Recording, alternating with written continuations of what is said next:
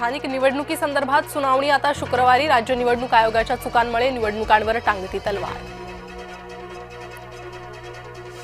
पुढील सुनावणी होईपर्यंत निवडणुकांची घोषणा नको, सर्वोच्च न्यायालयाचे निवडणूक आयोगाला आदेश।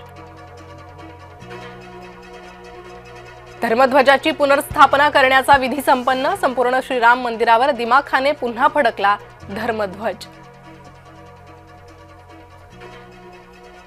धर्मध्वजाची पुनर्स्थापना म्हणजे रामराज्याची ओळखच, पंतप्रधान मोदी यांनी सांगितली धर्मध्वजाची माहिती।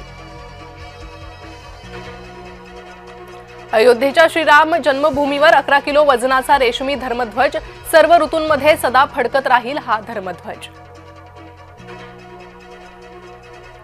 जे स्वप्न पाहिलं ते अतिभव्यतेने संपन्न झालं, सरसंघचालक मोहन भागवत यांच्याकडून समाधान व्यक्त।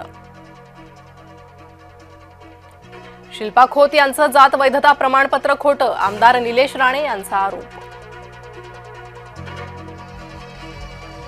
कोणालाही मतदान करा पण भाजपला मतदान करू नका, महादेव जानकरांची भाजपवर टीका, तर भाजप जाती जातींमध्ये भांडणं लावणारा पक्ष, जानकरांचा घणाघात।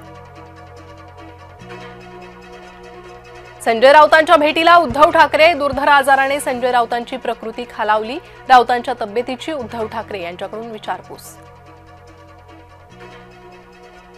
चव्हाण प्रचार करायला सिंधुदुर्गात येतायत, हरल्यावर कुठे तोंड दाखवणार, रवींद्र चव्हाणांवर निलेश राणेंची टीका। भाजपलाच मतदान करा, मुख्यमंत्री फडणवीसांचं वक्तव्य।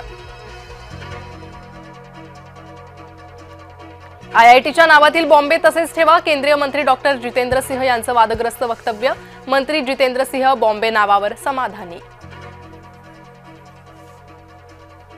ट्रकच्या धडकेत दुचाकीवरील चिमुकल्या बहीण भावाचा मृत्यू, गंगापूर छत्रपती संभाजीनगर मार्गावरील घटना। माजी संरक्षण मंत्री यशवंतराव चव्हाण यांची आज 41वी पुण्यतिथी, कराडच्या प्रीती संगमावर नेत्यांकडून अभिवादन। संभाजीनगरात पंचतारांकित हॉटेलमध्ये महिलेचा बनावट कागदपत्रांसह मुक्काम, एटीएस आणि आयबी कडून महिलेची कसून चौकशी।